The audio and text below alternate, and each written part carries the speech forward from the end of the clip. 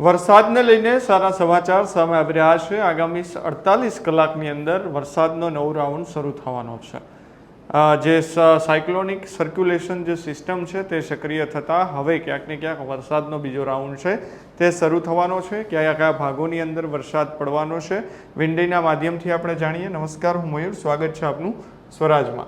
હવે આપ જોઈ રહ્યા છો તે પ્રમાણે કે અત્યારે જે વરસાદની આગાહી હવામાન વિભાગે પણ કરી છે અને જે અત્યારે આપણને દેખાઈ રહી છે તે પ્રમાણે આ ગુજરાતનો મેપ છે। ગુજરાતમાં દક્ષિણ ગુજરાત અને સૌરાષ્ટ્રના કેટલાક ભાગોની અંદર વરસાદ દેખાઈ રહ્યો છે। પવન જે છે તે અત્યારે આ તરફ જે ફૂંકાઈ રહ્યા છે, પરંતુ સૌથી મોટી વાત એ છે કે જે સાયક્લોનિક સર્ક્યુલેશન જે બની રહ્યું છે, બે ઓફ બંગાળ એટલે કે બંગાળની ખાડીની અંદર જે આ સિસ્ટમ સક્રિય થઈ છે તેમના કારણે હવે તેમની અસર સીધી ગુજરાત ઉપર દેખાવાની છે અને આગામી 48 કલાકની અંદર ગુજરાતના અનેક ભાગોની અંદર વરસાદ જે છે તે વરસવાનો છે। આપ જે પ્રકારે જોઈ રહ્યા છો કે આ બંગાળની ખાડી છે ને એની આસપાસ આખી જે સિસ્ટમ જે છે તે અત્યારે આ સક્રિય થઈ છે સાયક્લોનિક સર્ક્યુલેશન, અને તેમના જે કારણે હવે ગુજરાતમાં વરસાદના વર્તારા જે છે તે અત્યારે વર્તાઈ રહ્યા છે। હવે વાત કરવી છે આપણે ગુજરાતની અંદર આજે કઈ પ્રકારની સ્થિતિ રહેવાની છે, આગામી દિવસોની અંદર કેવો વરસાદ વરસવાનો છે તેમની। તો આપ જોઈ રહ્યા છો કે આજે દરિયાકાંઠાનો જે વિસ્તાર છે સૌરાષ્ટ્રમાં ત્યાં આપણને વરસાદ જે છે તે અત્યારે હળવોથી મધ્યમ વરસાદ વરસે તેવી શક્યતા છે। દક્ષિણ ગુજરાત એટલે કે સુરત, વાપી અને વલસાડનો જે ભાગ છે ત્યાં અત્યારે વરસાદ આપણને દેખાઈ રહ્યો છે, ત્યાં પણ હળવોથી મધ્યમ વરસાદ વરસે તેવી શક્યતાઓ છે। જુનાગઢ છે, પોરબંદર છે, ઓખા, વેરાવળ, મહુવા, રાજકોટ સહિતના જે ભાગો છે ત્યાં હળવોથી મધ્યમ વરસાદ જે છે તે વરસવાનો છે। કચ્છ ને એ બાજુ અત્યારે જે નલિયાનો અને ભુજનો જે ભાગ છે ત્યાં પણ હળવાથી મધ્યમ વરસાદ આપણને અત્યારે દેખાઈ રહ્યો છે। એટલે કે આ પ્રકારની સિસ્ટમ જે સાયક્લોનિક સર્ક્યુલેશન બની છે તેમના કારણે અનેક ભાગોની અંદર હવે 48 કલાકની અંદર વરસાદ જે છે તે ચોમાસું એટલે કે ફરી એક વખત ક્યાંક ને ક્યાંક સાર્વત્રિક વરસાદની આશા જે છે તે આ નવા રાઉન્ડની અંદર સેવાઈ રહી છે। આ જોઈએ 14 તારીખનો આપણે આ મેપ જોયો, વિન્ડીની અંદર આપણે જોયું તો આ પ્રકારનો વરસાદનો માહોલ જે છે તે દેખાઈ રહ્યો છે, સમય જતાં ફરી રહ્યો છે।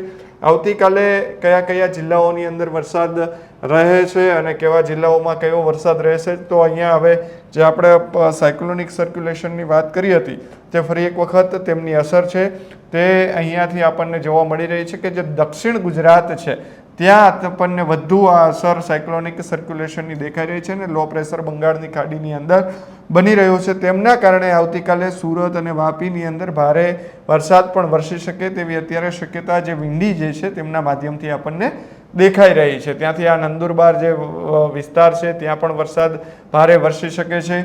સામે સૌરાષ્ટ્રની અંદર દરિયાકાંઠાના અમુક વિસ્તારો છે, પોરબંદર, ઓખા અને વેરાવળ, મહુવા સહિતના ત્યાં પણ હળવોથી મધ્યમ વરસાદ આવતીકાલે વરસી શકે તેમ છે। એટલે કે આગામી 48 કલાકની અંદર હવે ગુજરાતની અંદર બીજા રાઉન્ડની શરૂઆત થઈ જવાની છે। આ જુઓ 15 તારીખે સાંજે 5 વાગે આપણે આ દ્રશ્યો અત્યારે જોઈ રહ્યા છીએ વિન્ડીના માધ્યમથી, તો એમાં સ્પષ્ટપણે દેખાઈ રહ્યું છે કે હવે ગુજરાતની અંદર વરસાદ જે છે તે હવે આપણને ધીમે ધીમે ફરી એકવાર બીજા રાઉન્ડની અંદર દેખાઈ રહ્યો છે। આવતીકાલે ગુજરાતના અને સૌરાષ્ટ્રના અનેક ભાગોની અંદર વરસાદ જે છે તે છૂટો છવાયો મધ્યમ અને હળવો વરસાદ દેખાઈ રહ્યો છે। આપ જોઈ રહ્યા છો તે પ્રમાણે ઓખા, રાજકોટ, વેરાવળ, પોરબંદર, સુરત, અમદાવાદ, રાપર, અમદાવાદમાં તો હળવો મધ્યમ વરસાદ પડી શકે તેવી શક્યતાઓ છે, પરંતુ સૌથી મહત્વની વાત એ છે કે દક્ષિણ ગુજરાતની અંદર આ જે ભાગ છે સુરત, વાપી, વલસાડનો ત્યાં પણ આપણને ભારે વરસાદ વરસી શકે તેવી સ્થિતિ આપણને અત્યારે દેખાઈ રહી છે। એટલે કે ગુજરાતની અંદર હવે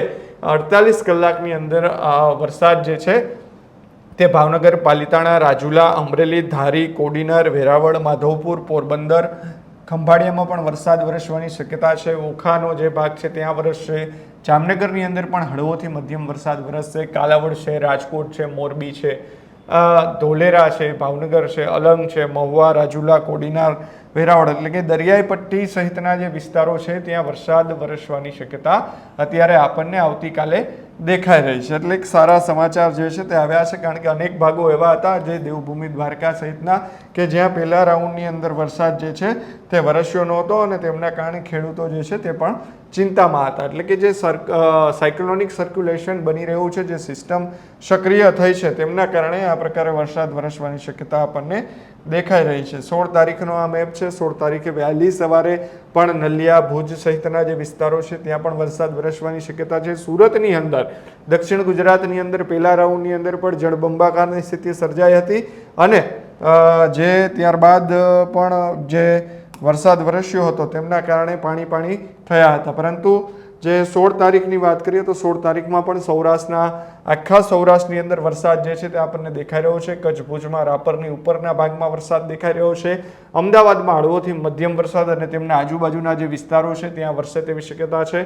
મહેસાણાની અંદર કોઈ વરસાદ અત્યારે આપણને 16 તારીખે દેખાઈ નથી રહ્યો. વડોદરાની અને સુરતની અંદર અગેન વરસાદ જે છે તે આપણને જોવા મળી રહ્યો છે. ગોધરા ને વાપી છે, બોઈસર ને એ ભાગ છે ત્યાં વરસાદ આપણને દેખાઈ રહ્યો છે. એટલે કે હવે આગામી 48 કલાકની અંદર બીજો રાઉન્ડ છે તે સક્રિય થવાનો છે, કારણ કે બંગાળની ખાડીની અંદર જે low pressure cyclonic circulation system બની રહી છે તેમના કારણે ક્યાંક ને ક્યાંક હવે સારા સમાચાર છે કે બીજો રાઉન્ડ હવે 48 કલાકની અંદર 15 થી 16 તારીખની અંદર શરૂ થઈ જશે. હવામાન વિભાગ છે તેમના દ્વારા શું આગાહી કરવામાં આવી છે તે પણ આપણે જાણી લઈએ, કારણ કે હવામાન વિભાગ છે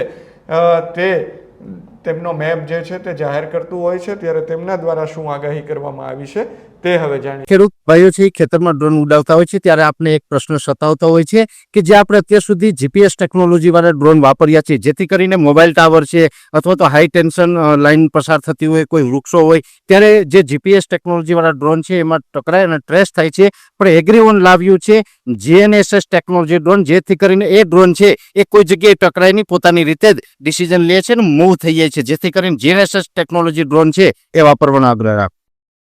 આજે 14 તારીખ છે. 14 તારીખની અંદર જુનાગઢ, અમરેલી, ભાવનગર, ગીર સોમનાથ, વડોદરા, ભરૂચ, નર્મદા, છોટાઉદેપુર, સુરત, તાપી, નવસારી અને ડાંગ, વલસાડ આ જે ભાગો છે ત્યાં વરસાદ વરસવાની શક્યતા હળવોથી મધ્યમ દેખાઈ રહી છે. આજની તારીખમાં આપણે વિંડીના માધ્યમથી જોયું કે 48 કલાકની અંદર જે સિસ્ટમો સક્રિય થવાની છે તેમની અસર જે આપણે 14 તારીખે જોયું કે જે અહીંયા સુધી છે છોટાઉદેપુર અને વડોદરા સુધી, તે સિસ્ટમ હવે આગળ સક્રિય થઈને જે અરવલ્લી, મહીસાગર, દાહોદ, પંચમહાલ, ખેડા, આણંદ, વડોદરા, છોટાઉદેપુર, ભરૂચ, નર્મદા, સુરત, નવસારી, તાપી, દમણ, વલસાડ, રાજકોટ, પોરબંદર, જુનાગઢ, ગીર સોમનાથ, અમરેલી, ભાવનગર ને દીવ, એટલે કે 15 તારીખે આ તમામ જે શહેરો છે, જિલ્લાઓ છે ત્યાં વરસાદ વરસવાની શક્યતા છે.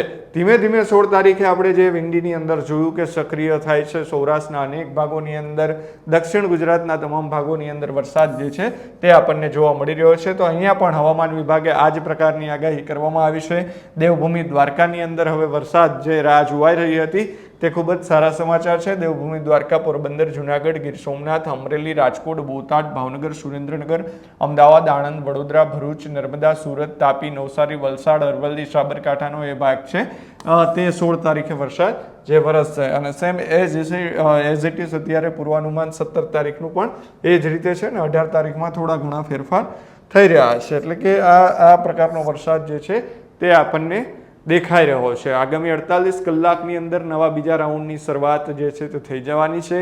સૌરાષ્ટ્રના અનેક ભાગોમાં એમની અસર દેખાશે, કારણ કે બંગાળની ખાડીની અંદર જે સાયક્લોનિક સર્ક્યુલેશન બની રહ્યું છે ને તે તરફ ખેંચાઈને હવે ગુજરાત તરફ આવશે અને તેમના જ કારણે હવે અલગ અલગ જિલ્લાઓની અંદર ભારેથી અતિભારે, ક્યાંક મધ્યમ અને ક્યાંક હળવો વરસાદ વરસવાની શક્યતા છે. ત્યારે આવા જ વરસાદના અપડેટ્સ માટે અને વેધરના અપડેટ્સ માટે અમારી ચેનલ સ્વરાજને સબસ્ક્રાઈબ કરવાનું ભૂલશો નહીં. ધન્યવાદ.